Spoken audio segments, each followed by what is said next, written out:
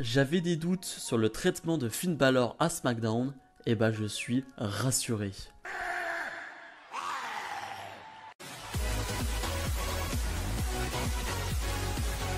Et bonjour à tous, on se retrouve aujourd'hui pour les résultats de SmackDown du 6 août 2021. Sasha Banks est sur le ring, elle qui a fait son retour la semaine dernière, et j'avoue que j'ai un problème dans ce segment, et ça va être un problème, mais bon, ça fait quelques semaines qu'on l'a, depuis que le retour des fans, enfin depuis qu'il y a le retour des fans, c'est que Kevin Dunn, hein, celui qui s'occupe de la production de la WWE, eh ben, a décidé de mettre des effets sonores. C'est-à-dire que Sasha Banks va se faire huer, entre guillemets, mais tu vois bien que c'est du fake. Tu sens que c'est rajouté, bien évidemment. Tu l'entends. Maintenant qu'on a eu l'habitude du Thunderdome, on sait quand les sons sont rajoutés ou non. Et là, pour le coup, c'est rajouté. Ça fait tellement fake. J'ai pas l'impression que le public veut vraiment siffler Sasha Banks. En plus, elle dit pas grand-chose de fou. C'est-à-dire qu'elle dit juste que selon elle, Bianca Belair lui manque de respect. Selon elle, à WrestleMania, Bianca Belair a pleuré avant le combat parce qu'elle était face à une légende, Sasha Banks. Je trouvais ça un peu marrant. Et voilà, elles ont créé l'histoire toutes les deux. Et Bianca Belair lui rend pas vraiment, en lui manquant de respect. Mais bref, je trouve que voilà, le fait qu'il y a ce son derrière, ça me perturbe. Et j'avoue que ça me sort un peu du segment. Alors que c'est pas si mal, Bianca Belair va arriver et va être très très bonne là aussi, va être une très bonne face. Il y a un peu moins de son quand Bianca Belair va arriver, c'est un peu plus naturel. Le public aime bien Bianca Belair naturellement, donc il n'y a pas trop besoin de rajouter des choses. Finalement, Zelina Vega va arriver aussi parce qu'elle elle veut aussi cette place de challengers à SummerSlam. Mais c'est Sasha Banks qui va l'avoir et Zelina Vega va avoir un match ce soir face à Bianca Belair pour le titre de SmackDown. Mais bref, voilà, ce petit effet, ces gros effets sonores, ça m'a un peu perturbé lors de ce segment. Dominic Mysterio face à Jey Uso. Les Usos qui vont défendre leur titre par équipe de SmackDown face au Rey Mysterio à SummerSlam.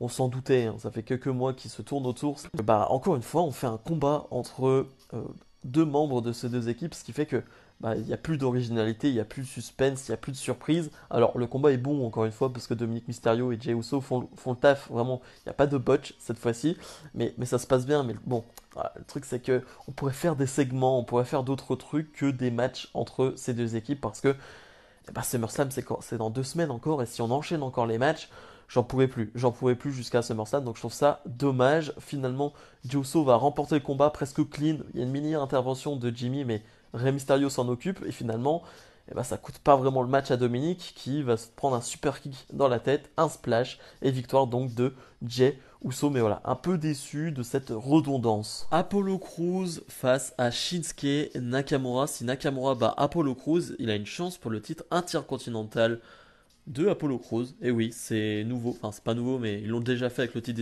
des États-Unis il y a pas si longtemps. Pour avoir une chance pour le titre, il faut que tu battes le champion. Je trouve ça un peu bête. Voilà, tu peux juste faire un match avec plusieurs challengers différents. Non, il faut que tu battes le champion pour être challenger. Je trouve ça un peu bête, mais voilà, ça fait écho à la semaine dernière où Nakamura a fait le tomber sur Apollo Crews lors de ce 3 contre 3. Le combat va être plutôt court, c'est cool, mais ça c'est court parce que finalement le commandant Aziz va intervenir, donc disqualification, ce qui logiquement donne la victoire à Nakamura et donc donne une chance pour le titre intercontinental à Nakamura. Et finalement Nakamura va réussir à s'extirper des mains de Aziz et de Apollo Crews. Mais voilà, je trouve ça pas hyper malin ce type de match. Tegan Nox, accompagné de Shotzi Blackheart et de ce tank, fait face à Tamina, la moitié des championnes par équipe. Natalia qui n'est donc pas présente, qui est blessée, petit point sur la situation, elle devrait être absente moins d'un mois, donc voilà, plus de peur que de mal pour Natalia et c'est une bonne nouvelle. Bref, le combat va pas durer très longtemps, pas grand chose à en dire non plus finalement, suite à une distraction d'une balle envoyée par ce tank. Voilà, je ne sais pas quoi dire d'autre. Tiganox va en profiter pour gagner ce combat. C'est vrai que Tiganox a besoin d'une distraction d'un tank pour gagner face à Tamina. Ça me fait un peu mal, mais bon. C'est une victoire quand même, on la prend quand même, mais bon. Voilà, j'aime pas trop ça. Edge est sur le ring et ça c'est une promo. Ça c'est une vraie promo. Edge qui va revenir sur l'attaque de Seth Rollins. Il va nous dire que Seth Rollins n'est pas là ce soir et il a presque envie de dire heureusement parce que s'il était là ce soir avec ce qu'il devrait lui faire, il irait en prison. C'est un peu marrant. Mais finalement, Seth qui est là, mais via satellite, donc via écran interposé. Et Rollins c'est trop fort. Les deux vont être trop forts, c'est une promo vraiment que je vous recommande. La tension monte au fur et à mesure. Et c'est ça qu'on aime dans les promos. C'est tu vas crescendo, tu vas tranquille, tranquille, et à un moment ça explose. Et là ça va exploser parce que Edge va proposer le challenge, voilà, à SummerSlam. Rollins contre Edge à SummerSlam. Et Rollins qui va lui dire, mais c'est pas à moi d'y réfléchir, toi réfléchis.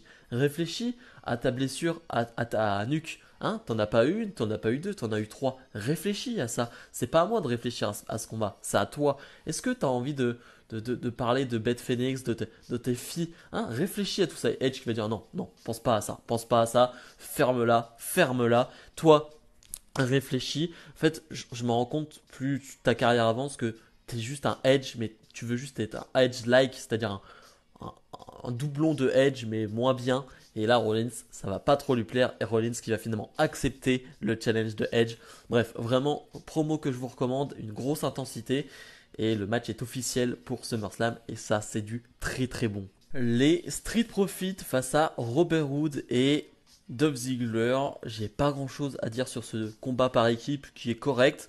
Juste que je suis très heureux de revoir Montez-Ford sur un ring. Voilà, ça faisait quelques mois qu'on ne l'avait pas vu catcher. Et ça fait plaisir tout simplement parce qu'il est toujours aussi bon, toujours aussi dynamique, toujours aussi joyeux, toujours. Il y a toujours quelque chose qui se passe avec Montez-Ford.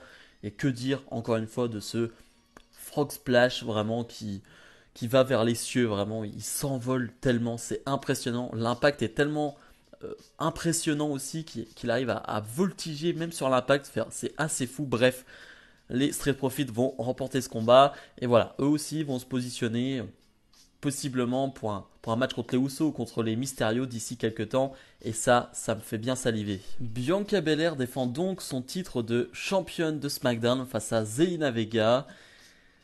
Et je dois avouer quelque chose, c'est que Zelina Vega, depuis qu'elle est de retour, on peut en parler maintenant parce qu'elle a fait quelques matchs, ça fait quelques semaines maintenant. Je suis assez déçu. C'est-à-dire que là, sur le ring, c'est correct, mais sans plus. Voilà, j'en attendais plus. J'attendais peut-être plus d'une Zelina Vega. Peut-être qu'on nous la survendait. Enfin, peut-être que ses fans nous la survendaient, mais je voyais sur Twitter, sur les réseaux, vraiment un certain engouement envers Zelina Vega en mode donnez-lui plus de temps d'antenne, donnez-lui plus de combats, vous verrez, c'est une très bonne catcheuse. J'attends toujours. C'est-à-dire que, très honnêtement, j'ai pas peur de le dire, j'ai préféré les matchs Bianca Belair face à Carmella que les matchs Bianca Belair Zelina Vega.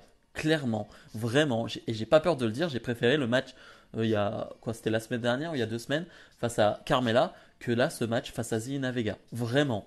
Donc voilà, je j'ai pas cet engouement envers Zelina Vega. Voilà, je trouve pas ça incroyable. Et finalement, Bianca Belair va s'énerver pendant le combat et j'ai bien aimé ça et va remporter ce combat. Mais voilà, tout ce que je peux dire, c'est que je suis assez déçu de Zelina Vega pour le moment. Dans le match Main Event, Finn Balor affronte Baron Corbin. J'avais un peu peur de ce combat, de la manière dont ils allaient booker ce combat. Et j'ai trouvé que c'était parfait. Un combat qui va être assez court, où Balor va surdominer. Vraiment, je crois que Corbin met un coup vite fait. Mais c'est tout. Finalement, Balor en quoi 3-4 minutes remporte le combat. C'est exactement ce qu'il fallait. Et j'ai adoré l'après-match, vraiment. La présentation de Balor est une réussite. Depuis qu'il arrive à SmackDown, là, c'est le Balor que je veux voir. Balor qui va dire ce qui s'est passé la semaine dernière, je peux pas accepter. Je me suis fait prendre ma place par John Cena. Je peux pas l'accepter. Le Balor d'avant qui souriait tout le temps l'aurait accepté. Mais ce Balor là, non, non, il peut pas. Donc, trouver un endroit, trouver quelque chose. Mais s'il faut que je m'occupe de John Cena, je le ferai. Yes, enfin ce Finn Balor là. Ce Finn Balor qu'on a vu à NXT. Enfin ce Balor là. Finalement, Reigns va arriver. Reigns qui va lui dire c'est bien, je suis d'accord avec toi, parle mal de John Cena, ok. Mais par contre, ne prononce plus jamais mon nom. Et finalement, Balor va s'occuper vite fait de Reigns, mais les Usos vont arriver, ça va être un bordel. Mais Balor est trop fort et va s'occuper des Usos. Et donc Reigns va devoir s'occuper lui-même de Finn Balor. Mais Balor, pareil, domine Reigns, ça j'aime ça, il le domine. Et c'est les Usos finalement qui vont intervenir à nouveau, qui vont faire que Reigns va vraiment passer à tabac et faire évanouir Finn Balor. Donc le show se termine avec un Balor évanoui sur le sol. Mais j'ai trouvé la présentation de Balor exceptionnelle. Vraiment, c'est exactement ce Balor-là que je veux. Et ça me donne envie d'en voir plus. Vraiment, j'ai trop aimé ça. Bilan de ce SmackDown, c'est un peu compliqué parce que, encore une fois, j'ai été saoulé, j'ai été agacé par ces effets sonores rajoutés, ce qui fait qu'on perd cette authenticité, on perd ce côté très réel des réactions des foules, voilà, et ça je l'ai perdu pendant ce show et ça m'a énervé, vraiment ça m'a saoulé. Euh, le main event, je trouve que c'est une masterclass de A à Z, je trouve que c'est exactement ce qu'il faut faire avec Finn Balor, c'est réussi, c'est parfait, voilà, sinon il y a des combats sympas, il y a une promo Edge Rollins qu'il faut absolument voir, c'est top, voilà, il y a des choses moins bien, il y a des choses exceptionnelles je trouve dans ce show, vous me direz ce que vous en pensez, bref, comme d'habitude n'hésitez pas à mettre le petit pouce bleu et à vous abonner. Salut, salut.